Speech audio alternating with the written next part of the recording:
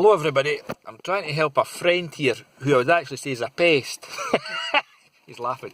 Anyway, what it is, his son's went and bought one of these Pioneers, and a Pioneer stereo system, and it's for a CI Ibiza, so we're trying to work out the wiring. But when we went into the back, you can see here it's got two blue blacks. Now these are permanent supplies, and it also has the ground, which is it's hard to see, there's the ground, there's the blue.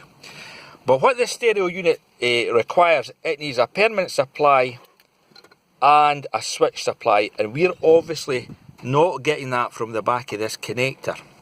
So the solution is, it needs to cut the red wire on this adapted wiring, and we're going to put it to a switch supply, and I think the nearest switch supply is down to the back of this cigarette lighter, and that should overcome the problems for the whole thing. So that's on a CI Ibiza. This is a 2011 model, and there's a quick look at the wiring. So the blue blacks are permanent supply, the brown is permanent earth, and a problem here, there isn't any switch supply.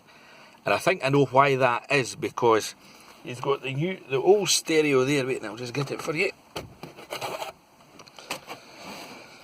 This is the original one that came with the car, and I'm saying to the guy, I'm sure when Hit knows the keys out, Hit's communicating to the stereo via CAN bus to tell it to switch on and switch off and everything like that. So it's not like the old fashioned way of switching on and off, it's through CAN bus, and I think that's the two CAN bus wires there. Oh, let's see if it focuses. These two thin wires, I think that's how it communicates. Anyway, if that can help someone out. Cheers.